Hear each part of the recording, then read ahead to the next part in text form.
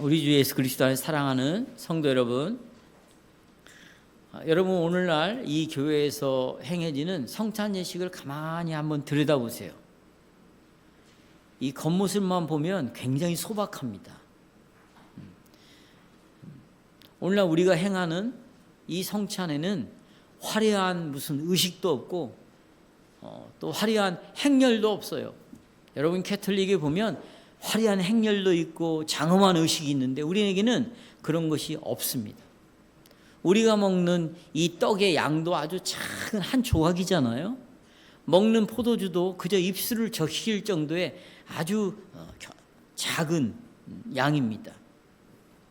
실제로 성찬상에서 먹고 마시는 시간보다 우리가 이렇게 찬송을 부르고 기도를 하고 하나님의 말씀을 듣는 시간이 훨씬 길어요. 떡과 포도주를 나누는 이 행위 자체, 여러분이 보시면 아시겠지만 그냥 순식간에 지나가 버리죠. 그리고 이제 이런 짧은 시간이 지나고 난 다음에 우리는 무엇을 하죠? 각자 집으로 돌아가는 거예요. 또 직장으로, 일터로, 삶의 현장으로 나갑니다. 그 가정과 직장 속에서 부딪히는 우리의 삶의 현실은 어떻습니까? 또 우리는 죄의 유혹도 받죠. 또 일을 처리하는 과정에서 또 일을 하면서 실망도 하지요. 그러면서도 공허함도 갖지요. 예기치 못한 근심과 낙심이 또 우리를 기다리고 있죠. 이런 것들은 다 우리에게 스트레스로 다가온다는 거죠. 그래서 현대인들은 늘 휴식을 갈망해요. 쉬었으면 좋겠다. 어디 좀 휴식을 떠났으면 좋겠다. 그래서 휴식을 정하고 가지만 정말 쉽니까? 쉬어요? 또 휴식하는 동안에 즐거운 일이 생기겠지. 근데 가서 또 스트레스를 더 받고 와요. 휴가 떠나면. 첫째, 돈도 많이 쓰잖아요. 그렇죠? 돈도 많이 써. 또 가가지고 또 설사가 나, 배탈이 나, 또 아프기도 해, 또 가갖고 의견 충돌도 생겨 등등등등.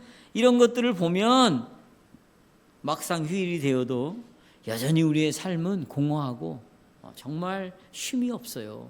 쉼이 없습니다. 그래서 평일이나 휴일이나 우리의 인생은 여전히 눈물의 골짜기와 같아요. 그런데 하나님께서는 이 험한 세상으로 나가기 전에 성찬상에 여러분과 저를 초대해서 떡과 잔을 마시게 함으로 새 힘을 주신다는 것이죠. 저는 이 성찬을 시행할 때마다 느끼는 게 뭐냐면 이렇게 조그만 떡 한 조각이 그리고 이 적은 양의 포도주가 어떻게 우리의 세상살이 속에서 이길 힘을 준다고 말하는 건가? 이까짓 게 무슨 힘이 있다고 이걸로 넉넉히 세상을 이길 수 있다고 말하는가? 저는 그게 이해가 안 갔어요. 그리고 목사로서 정말 지금까지 계속 성찬을 시행해 왔지만 과거에 정말 성도들이 이거 먹고 힘을 낼 수 있나? 이 잔을 마시면 세상의 죄를 이길 수 있나? 이거 참. 그래서 저는 더욱더 이 성찬을 감동을 주는 성찬이 되기 위해서 정말 별쇼를 다하면서 성찬을 시행했어요. 막 찬송을 부르고 막 같이 막 통성기도를 하고 막 또 이벤트를 만들어 갖고 성찬 예식을. 그래서 저 성찬은요 주일날 하지 않았어요. 저는 금요일날 성찬을 시행하면 성도들이 다 모이는 거죠. 웃겼죠? 막 성령이 임하라고 막 통성기도를 하고 방언으로 기도를 하고 막 그러고 성찬을 시행했어요. 그런데 성도들을 보고 내 삶을 보면 똑같아요. 변화가 없어요. 그러니 얼마나 목회가 힘들었겠어요? 여러분은 그러지 않았습니까? 지금까지 성찬을 몇 번이나 참여했어요. 그 떡 한 쪼가리 먹고 그 작은 양의 포도주를 마시고 이것이 세상을 이길 수 있다. 그리고 세상을 이기셨나요? 여기에 대한 답을 오늘 하일베드 교리문답 78문에서부터 80문답에서 이 답을 우리에게 해주고 있어요. 이 작은 것이, 이 적은 양이 어떻게 세상을 이기게 하는가. 자, 오늘 주제를 이렇게 정했습니다. 성찬상에서 하나님께서는 우리의 시선을 이런 힘든 생활에 두지 말고 우리의 눈을 하늘에 오르신 구주께 돌리라고 명령하신다. 이 성찬상은 우리에게 뭘 명령해요? 우리의 눈을 힘든 생활에 두지 말고 어디에 둬라? 하늘에 두어라. 이것이 주제입니다. 근데 여러분, 첫째 주제에서 대지에서 이렇게 나와 있죠. 여러분, 인간의 본성이 있죠. 이 죄악된, 이 부패한 마음이에요. 본성, 그러면 부패한 마음인데 이 부패한 인간의 본성은 항상 본능적으로 기계적으로 힘든 세상을 바라본다는 거예요. 이게 기계적이에요. 자동적이에요. 마음속으로는 그래, 내가 고만 이 세상을 바라보자, 고만 나를 바라보자, 그렇게 다짐을 해도 어느 순간에 보면 이미 세상을 바라보고 있어요. 새벽기도 나와갖고 주여 이제 주님만 의지합니다, 주님만 바라봅니다. 그리고 딱 예배당을 나가서 바깥으로 나가는 순간 자기 자식 얼굴이 딱 떠올라요. 이번 주에 내야 될 보험금이 딱 떠오르는 거. 여러분, 10초도 안 걸려요. 저도 하나님, 교회에 이런 문제가 있습니다. 하나님 힘을 주시옵소서. 내가 하나님을 의지하는 주의 종이 아닙니까? 그리고 눈을 떠서 10발자국도 못 가서 아무개 성도가 딱 떠올려. 이게요, 인간의 본성이라는 겁니다. 이걸 부패한 마음이라고. 저는 이 교리문답을 공부하기 전에는 이런 걸 몰랐어요. 이게 인간의 죄악된 마음속에서 올라오는 생각들이, 이걸 몰랐어요. 나는 이런 것들이 그저 당연하고 정상적인 신자의 모습으로 알았습니다. 누구나 다 그런 줄 알았어요. 성경의 모든 인물들이 그러는 줄 알았어요. 근데 성경을 연구하고 이 신앙 고백서를 공부할 때 이것이 죄악의 본성이구나. 그래서 보십시오, 여러분. 하나님께서는 죄인인 우리에게 어떤 공로도 요구하지 않아요. 어떤 조건도 요구하지 않아요. 그리고 오직 하나님의 100% 은혜로 우리의 죄를 용서해 주시고 우리를 구원을 시켜 주십니다. 하지만 이렇게 은혜를 받았다고 하면서도 타락한 인간의 본성은 이 거저 주시는 이 은혜를 그대로 받아들이지를 못해요. 본성적으로 우리는 이걸 거부하고 살아갑니다. 말은 은혜로 구원을 받았다고 그래요. 근데 실제 삶을 보면 이 사람은 이 하나님의 은혜를 거부합니다. 그래서 인간은 구원을 얻었어요. 구원을 이루어가는데 자꾸만 내가 하나님께 뭔가를 보태야 된다. 나는 하나님 앞에 잘 보여야 된다. 이런 것을 생각합니다. 그래서 은연중에 나는 교회도 더 열심히 출석해야 된다. 성경도 열심히 읽어야 된다. 새벽 기도도 나가야 된다. 기도도 열심히 해야 된다. 찬송도 열심히 부다야 된다. 그러면 하나님이 나를 예쁘게 보시지 않을까? 나를 기뻐하시지 않을까? 내가 한 것들을 받아주시지 않을까?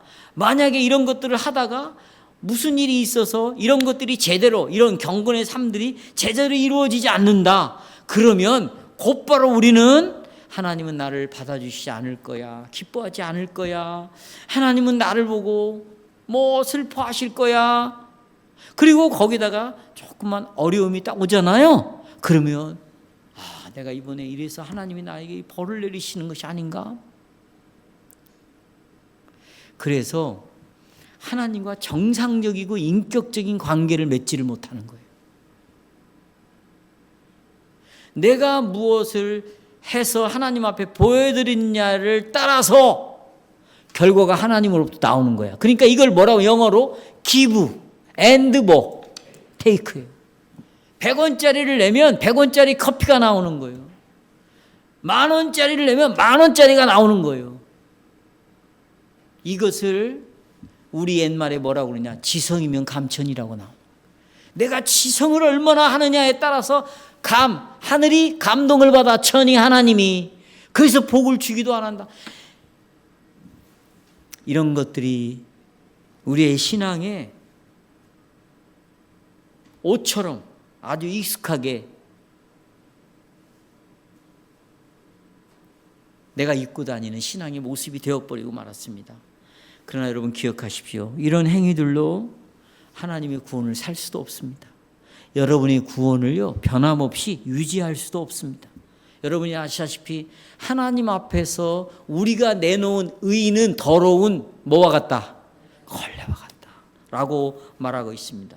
구원이라는 그 어떤 성경이 우리가 배웠잖아요. 아무리 돈이 시편에서 돈이 아무리 많은 사람도 죽어있는 사람을 그 돈으로는 살려내는데 턱없이 부족하다. 이 세상에 있는 모든 돈을 다 모아서 내 구원을 시키려고 해도 내가 죄에서 구원받고 마귀의 권세에서 자유를 누리는데 이런 돈으로도 뭐하다? 부족하다. 예. 그래서 우리는 무엇을 했기 때문에 하나님 우리를 구원하는 것이 결코 아니고요. 여러분이 무엇을 했기 때문에 여러분의 구원이 유지되는 것도 결코 아닙니다. 유지되는 것이 아니에요. 그래서 이렇게 죄악된 본성을 가지고 있는 인간은 늘 자기 자신을 바라봐요. 그리고 나는 하나님 앞에 어떤 공로를 세워야 된다. 뭔가를 보여드려야 된다. 인정을 받아야 된다라는 이런 왜곡된 마음이 이 역사 속에서 가장 극명하게 드러난 사건이 뭐냐? 로만 캐톨릭의 미사라는 것이에요. 여러분, 이 로마 교회는 예수 그리스도의 은혜 있죠. 값없이 주는 선물에다가 인간의 공로가 보태져야 내 구원이 이루어질 수 있다고 이들은 믿었습니다. 그러니까 하나님의 은혜로는 충분하지가 않으니까 어떤 특별한 행위를 해야 한다. 종교개혁자인 마틴 루터와 존 칼빈이 이런 로마 교회의 거짓된 교리가 그러면 하나님의 은혜에다가 인간의 공로를 보태야 된다는 이 거짓된 교리가 어디에 드러나 있는가? 이게 로마 교회 미사 속에 이 핵심 교리가 들어있다는 것이죠. 그래서 종교개혁자들은 이 미사를 저주받을 우상숭배라고 말하는 거예요. 그러니까 우리가 신앙 고백에 아까 제일 마지막에 이 미사는 저주받을 뭐다? 우상이다라고 말. 그럼 왜 이 미사가 저주받을 우상인가? 잘 들어보세요. 우리는 로만 캐톨릭하고 아무 상관이 없다고요? 여러분, 개신교에 깊숙이 로마교회의 교리가 다 들어와 있어요. 보십시오. 이제 여러분, 로마교회 미사에서 가르치는 건 뭐냐면 화채설입니다. 화채, 몸으로 화된다, 변한다는 거예요. 어떤 물질이 실제 몸으로 살로 변하고 어떤 물질이 실제로 피로 변한다, 이거거든요. 그럼 어떻게 이렇게 몸과 살로 변하는가? 이제 사제가 떡 있죠. 이 떡과 포도주를 가지고 들고 라틴어로 뭐라고 주문처럼 막 무슨 말을, 그 당시에 라틴어는 일반 평민들은 못 알아듣는 언어예요. 라틴어로 막 주문같이 말을 하면 실제로 그 떡이 예수님의 살로 바꿔진다는 거예요. 화채된다는 거예요. 예수님의 피가, 저 포도주가 실제로 피로 변한다라고 그들은 주장을 했어요. 실제로 변하는 게 아니라 이게 마술이라고 그래요. 그래서 이들을 우상숭배, 마술을 믿는 우상숭배자다 이렇게 말하고 있어요. 그들은 사제의 손에서, 미사가 매일 드려지니까 사제의 손에서 그리스도가 매번 십자가에 제물로 죽어야 돼. 왜냐하면 이게 몸으로 변하고 이게 피로 변하니까 매 미사를 드릴 때마다 제물로 예수님이 죽어야 된다라고 이 로마 교회는 믿었습니다. 여러분 실제로 얼마나 우스꽝스러운 일이 벌어진지 아세요? 이 주님의 몸, 이 떡이 빵 조각이 땅에 주다가 이제 성도들에게, 이 평신도라는 말도 로마 교회에서 만들어낸 말이에요. 성직자와 평신도, 이 두 단어를 만들어낸 게, 이렇게 해서 계급을 만들어낸 게 로마 교회예요. 근데 기독교에서 지금도 이걸 쓰고 있어요. 여러분은 평신도입니다. 우리는 성직자입니다. 이 단어 자체가 그리스도의 복음을 왜곡시키고 복음을, 그리스도의 죽음을 헛되이 만드는 정말 무서운 용어들이에요. 이런 용어들이. 그런데 이제 이 사제들이요, 떡을 평신도들에게 주다가 이게 떨어지네. 그럼 뭐가 떨어져? 지금 살이 떨어지는 거지. 그래서 이들이 합의를 봤어. 야, 주님의 살이 떨어져? 있을 수도 없어. 그래서 평신도들에게는 이 떡을 주지 말자. 그리고 이 떡을 누구만 먹냐면 사제만 딱 자기 입에다 넣어. 그런데 이 떡이 입으로 들어가다가 이게 뚝 떨어졌어요. 지금부터 여러분 1000년 전에, 수백 년 전에는 쥐들이 얼마나 많아요. 이 성당에도 쥐들이 왔다 갔다 해. 그 들어와가지고 떨어진 떡을 주워 먹었대. 그럼 뭘 주워 먹었어? 예수님의 살을 먹어버린 거죠. 이게 지금 보통, 여러분 이게 로만 캐톨릭에서요, 이게 큰 회의가 열렸어요. 이게 너무나 심각한 문제여가지고. 여러분 이런 얘기를 들으면 우스꽝스러운 얘기처럼 들릴 수 있지 모르지만 이 이면에는 무서운 교리가 숨어 있습니다. 로마 교회가 실제로 이 떡이 몸으로 번한다고 고집하는 이유가 있어요. 지금 예수님이 실제로 제물로 죽어야만, 그걸 먹어야만 하나님이 우리를 인정해 준다는 거예요. 우리를 보고 기뻐하신다는 거예요. 하나님이 우리를 받아주신다는 거예요. 2000년 전에 십자가에 죽으신 갈보리의 십자가로는 충분하지가 않고 사제의 손을 통해서 그리스도가 다시 속죄 제물로 드려져야 여러분과 저의 죄가 깨끗이 씻어져서 하나님이 우리를 받아준다. 그러니까 이 미사라는 행위가 우리의 공로가 되어져서 우리는 하나님 앞에 구원도 얻고 죄를 용서받을 수 있다. 무서운 교리예요. 그러나 성경은 뭐라고 증언합니까? 아까 우리가 히브리서 9장 12절에 살펴봤잖아요. 예수님은 염소와 황소의, 소의 피로 흘리지 않았다. 그분은 자기 자신이 제물이 되어 피를 흘리셨고, 그래서 단번에 어디에 들어갔다? 성소에 들어갔다. 여기 들어가셨다, 이 말은 과거 시제라고 해요. 과거 시대는 여러분, 과거에 한 번 일어난 사건으로 끝나는 거예요. 성소에 들어가는 일이 또 있고 또 있고 이런 일은 존재하지 않아요. 한 번 일어난 사건으로 영원히 지속이 되는 거예요. 구약의 염소와 황소의 피는 여러분 죄를 지을 때마다 또 죽고 또 죽고 또 죽어요. 일회용밖에 안 돼요. 그러나 예수님이 흘린 피는 과거 시대 한 번 죽음으로 영원한 우리의 죄를 해결했다. 그래서 단번에라는 말이에요. 속죄를 이루사 단번에 여러분 성소에 들어가셨다, 이렇게 말하고 있습니다. 그러니까 그리스도의 속죄는 또 일어나고 또 일어나고, 이 사제의 손에서 또 죽고 또 죽고 그래서는 안 되는 거죠. 안 되는 거예요. 그래서 오늘 히브리서 9장 25, 26절에 보면 제가 읽어드릴게요.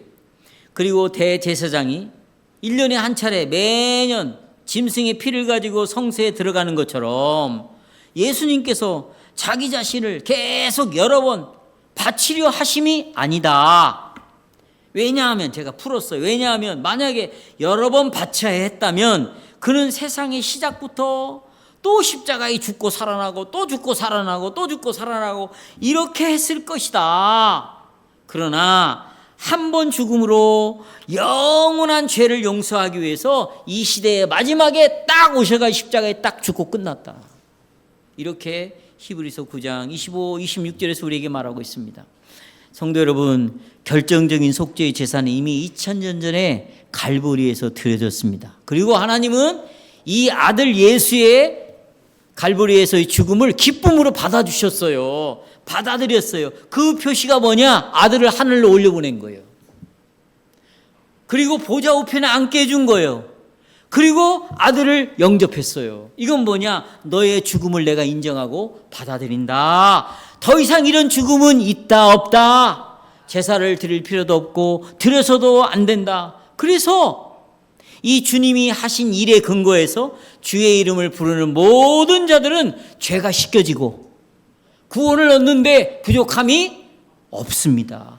이걸 오늘 80문답, 제가 지금 성경의 예를 들어서 히브리서, 그 다음에 80문답에도 똑같은 얘기를 하고 있습니다. 보십시오. 주의 만찬은 예수 그리스도께서 친히 십자가 위에서 단번에 이루신 유일한 희생제사로 우리의 모든 죄가 완전히 사해졌다. 이런 말이 중요해요. 단번에 이루셨다. 유일한 희생제사다. 죄가 완전히 사해졌다. 그러니까 여러분, 하나님께 인정을 받기 위해서 여러분이 뭘 보태야 한다고 생각하면, 여러분, 내가 하나님 앞에 잘 보여야 된다. 그래야 하나님이 인정을 해주신다. 이렇게 생각을 하면 예수님의 십자가는 완전히 헛된 죽음이 되는 거예요. 부족한 죽음이 되는 거예요. 이것을 갈라디아에서 사도 바울은 뭐라고 말하는가? 개 죽음이라고 말해요. 예수의 죽음은 무슨 죽음? 개 죽음이 무슨 죽음인지 아세요?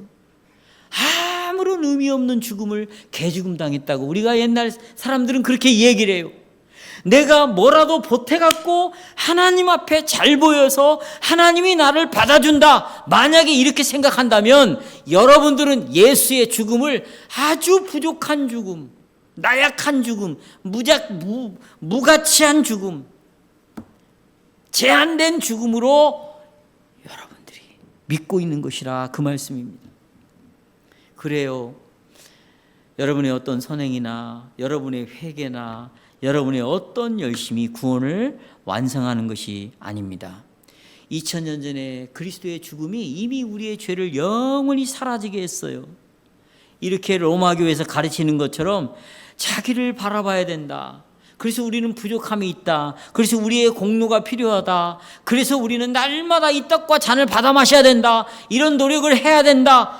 이렇게 자기 자신을 바라보고 산다면 여러분은 일생 동안 무덤에 들어가는 그 순간까지 여러분의 신앙생활은 불안한 삶의 연속이에요. 확신이 없는 삶의 연속이에요. 이렇게 가르쳤던 자들이 또 아르미니안주의자들이에요. 아르미니안주의자들은 내가 받은 구원은 하나님의 결정으로, 내가 하나님의 주권적인 은혜로 나를 구원시키는 것이 아니고 내 자유의지가 결정을 내려서 내가 믿기로 결정을 해서 구원을 얻게 된다. 그러니까 구원은 내가 하는 결정으로 구원을 얻는다는 거예요. 그러니까 구원은 내가 믿냐 안 믿냐를 내가 결정하느냐 안 하느냐에 따라서 구원을 받고 못 받고가 결정된다는 거예요. 그런데 문제는 구원받을 때만 내가 결정하는 것이 아닙니다. 이 알미니안주의자들은 구원을 이후에 신앙생활을 할 때도 모든 신앙생활의 결정을 누가 내려가야 돼? 내가 내려가야 돼요. 그런데 여러분, 우리가 얼마나 연약한 존재입니까? 그렇게 하겠다고 결심도 하고 맹세도 하지만 우리는 금방 우리의 맹세와 결정이 얼마나 죄로 말미암아 힘없이 무너지는가를 여러분이 삶 속에서 보실 거예요. 그렇다면 이렇게 무능한 나약한 결정을 하고 있는 내가 내 신앙을 끌어간다면 일생 동안 얼마나 내 신앙생활이 흔들리고 나약하고 왔다 갔다 갈 때처럼, 이런 사람이 어떻게 하나님 앞에서 확신과 감사와 그리고 자기 신앙에 대한 담대함을 가지고 신앙생활을 할 수 있겠어요? 늘 열등감에 빠지는 거죠. 나는 이렇게 못 살았는데, 늘 비교의식에 빠지는 거죠. 나는 저 사람처럼 저렇게 예수를 기도도 많이 못하는데. 늘 피의식 속에 빠지는 거죠. 왜 나만 이럴까? 그러니 일생 동안 이 사람의 신앙은 불안할 수밖에 없는 것입니다. 그리고요, 죽을 때까지 계속해서 자기를 살펴야 돼, 자기를. 이 얼마나 비참한 일이에요. 하지만 여러분, 기뻐하십시오. 개혁교회는 이런 거짓된 마귀적 교리를 거부합니다. 이런 식으로 성도를 절대로 괴롭히지 않습니다. 이런 알미니안주의자들, 로마교의 생각은 제가 아까 말씀드린 대로 하나님의 호의를 얻어내기 위해서 뭔가를 해야 된다는 이런 생각은 본성적으로 악한 마음 속에서, 죄악된 마음 속에서 나오는 것들이라. 그러니 여러분, 우리는 이미 용서받았다는 이 사실, 그리스도의 구속이, 그리스도의 오심과 그의 사역이 우리를 완전하게 구원을 시켰다. 단 여기에 눈꺼풀 하나도 도움을 줘서는 된다, 안 된다? 안 된다. 이게 첫 번째 대지예요. 두 번째, 하나님께서는 자비롭게도 우리의 시선을 하늘로 옮기게 하셨어요. 하늘로. 성도 여러분, 오늘 여러분이 이 예배의 자리로 왔을 때 여러분 무슨 조건을 가지고 왔어요? 어떤 자격이 있는 사람만 오늘 와서 예배를 드렸나요?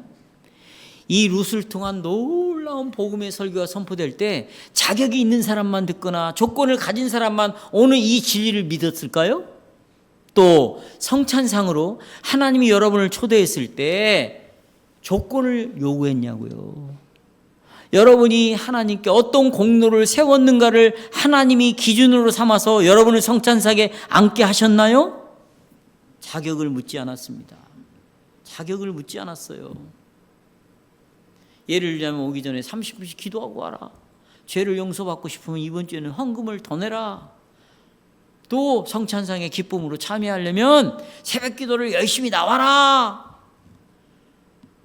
이런 경우가 한 번도 없어요. 오히려 하나님 우리를 집에서부터 부대짜로 끌고 오시듯이, 이게 요한복음에 나오는 부대짜로 끌고 오듯이 여러분을 끌고 와가지고 너 몸을 먹어라, 내 피를 모아라, 마셔라, 떡을 먹어라, 이 잔을 마셔라. 주님 명령을 내렸어요. 조건이 없습니다. 그럼 우리가 떡을 먹고 잔을 마실 때 이 포도주가 피로 변합니까? 떡이 예수님의 살로 변하는 것입니까? 아니에요. 그냥 떡은 떡대로 있어요. 포도주는 포도주대로 있어요. 그런데 이 떡과 포도주가 그냥 떡과 포도주의 그 이상을 우리에게 메시지로 던지고 있다. 어떤 메시지를 던지고 있을까? 이 떡은 우리를 향하여 봐요. 너 이 세상을 고만 바라봐라. 이 말을 계속하는 거예요. 이 포도주는 너 네 삶을 고만 바라봐라. 이 땅을 고만 바라봐라. 네가 뭔가를 했냐 안 했냐 이걸 더 이상 고만 바라봐라. 스탑! 여기 멈춰라. 그리고 이 떡과 잔을 보면서 하늘에 있는, 어디에 있는? 하늘에 계시는 주님이 너를 위하여 죽으셨다, 부활하셨다, 그리고 하나님이 그를 초청을 했다, 하늘로 오게 했다, 영접했다. 하늘 우편에 계시는 그 그리스도를 기억하라, 바라봐라. 왜 하늘에 계시는 예수 그리스도를 바라보라고 할까요? 왜요? 하늘 우편에 계시는 예수님이 뭐하고 계시는데? 하나님, 저 아무개 성도가요, 보세요. 하나님을 위해서요 40일 금식했다니까요. 교회에서 살았어요. 빚을 지대로 헌금을 먼저 냈습니다. 얼마나 주여 주여를 자주 부르고 만나는 사람마다 전도를 하고 다니고 심지어는 선교여행을 1년에 2차례씩 갔다 오고 얼마나 열심히 있습니까? 하나님, 저의 열심 헌신을 좀 봐주세요. 예수님이 그러면서 아버지 앞에서 떼를 쓰고 있을까요? 예수님은 아버지 앞에, 아버지 제 손자국을 보세요. 제 옆구리를 보세요. 제가 이 땅에서 아버지께서 하라고 하신 그 일을 이루셨어요. 내가 한 일을 아버지, 여호와여 아버지 보세요. 이미 저 영혼은 내가 완전히 그리스도의 피로 용서받은 자입니다. 하나님 앞에 흠과 티가 없이 의로운 자로, 만약에 하나님이 이 영혼에게서 조건을 찾거나 공로를 찾아낸다면 아버지는 나를 인정하지 않는 것입니다. 그거예요. 여러분, 성부 하나님이 성자 하나님을 인정하지 않을 수 있어요?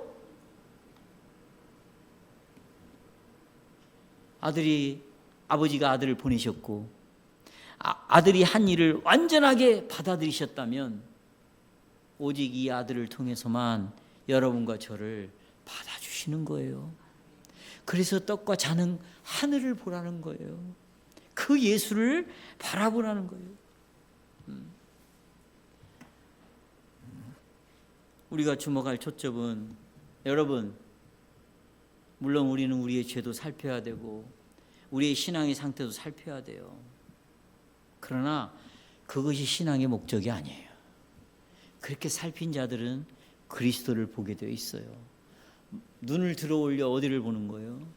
하늘을 보게 되어 있어요. 그래서 우리의 초점을 우리의 죄나 내가 얼마나 하나님을 위해서 노력했나, 헌신했나, 내가 이루어 놓은 그동안의 업적은 무엇인가가 아니라 오직 하늘에 계신 그리스도를 바라봅니다. 그래서 우리가 예배 시간에도 우리의 마음을 뭐하여? 들어 올려. 자리에서 몸만 일어나지 말고 마음을 하늘로 봐라. 하늘로. 거기에 그리스도가 계시다. 그 그리스도를 신뢰함으로 예배를 드려나가라. 기도를 하고 찬송을 부르고 그 그리스도의 중심에 복음을 전하고 그 그리스도에 의하여 하나님으로부터 복을 받고 거기서 힘을 얻어라. 가슴을 들어 올려라. 이것이 성찬의 핵심입니다. 우리의 초점을 우리 자신에게서 벗어나서 하늘에 계신 그리스도에게 초점을 맞추게 하려고 여러분 성찬을 시행하라고 말하고 떡과 포도주를 여러분에게 보고 그 다음에 입으로 맛보게 하는 거예요. 누구를 바라보라고? 그리스도를 바라보라고. 그러면서 요리문답 79문답에는 이 포도주와 떡이 우리 육신의 생명을 유지하듯이, 여러분, 그러니까 이 빵하고 포도주를 먹으면 우리 육신이 이제 힘을 얻잖아요. 여러분, 우리를 하나님은 육신적인 영적인 존재로만 짓지 않았어요. 여러분, 에덴 동산에 보십시오. 모든 실과를 먹으라는 것은 네 육신이 유지되기 위해서는 음식을 먹어야 된다는 거예요. 잘 음식을 먹어야 되죠. 육신이 유지되기 위해서는 음식을 먹어야 되고, 그러나 너에게는 영혼도 있다. 네 영혼의 생명이 어떻게 유지되냐? 선악과에 달렸다는 거예요. 사람이 떡으로 사는 것이 아니라 하나님의 입에서 나오는 뭘로? 이 말씀이 네 영혼의 생명을 유지시켜주는 것이고, 육신의 생명은 여기 실과를 먹음으로 유지가 된다. 그런데 이제 육신은 먹고 마심으로 유지가 되는데 십자가에 달리신 주님의 몸과 흘리신 피가 이제 보세요. 우리의 영혼의 음식이요 음료가 된다는 거, 이 79문답에서는 가르치고 있습니다. 벨직 35항에 보면 인간에게는 두 가지 생명이 있다고 말하고 있어요. 벨직 신앙고백서. 하나는 육신의 생명이에요. 이것은 태어날 때 모두가 다 육신의 생명을 가지고 태어나요. 살아있는 존재는 모두가 육신의 생명이 있죠. 이게 첫 번째 생명이에요. 또 하나의 생명은 영적인 생명이 있다는 거예요. 이 영적인 생명은 우리가 말씀을 통하여 믿을 때, 또 성령을 통하여 내가 다시 거듭날 때의 영적인 생명이 우리에게 주어진다는 거죠. 이 영적 생명은 모든 사람에게 있는 생명이 아닙니다.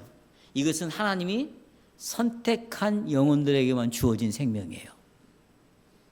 모든 사람들은 육신의 생명을 갖고 있지만 영적 생명은 선택된 자들이 말씀과 성령으로 거듭날 때 가지게 된 생명입니다. 육신의 생명이 밥을 먹어야 유지가 되듯이 여러분이 가지고 있는 영적 생명, 거듭남으로 생긴 영적 생명은 하늘로부터 오는 생명의 떡인 그리스도를 먹어야 돼요. 따라하세요. 그리스도를 먹어야 된다. 그래서 아까 우리가 요한복음 6장 51절에 나는 하늘에서 내려온 산떡이니 사람이 이 떡을 먹으면 영생할 것이다. 나의 줄 떡은 세상의 생명을 위한 내 살이다 그랬어요. 예수님의 살이 곧 생명의 떡이요, 이 예수님의 살을 먹는 자는 영원히 생명이 유지가 된다는 거죠. 그러면 그럼 어떻게 우리가 예수님의 살을 먹을 수 있어요? 식인종입니까? 식인종이에요? 그리스도가 하늘에 계시고 우리는 땅에 있는데 어떻게 예수님을 이 땅으로 불러내릴 수 있어요? 하지만 예수님의 살을 먹는 방법을 알려줬어요.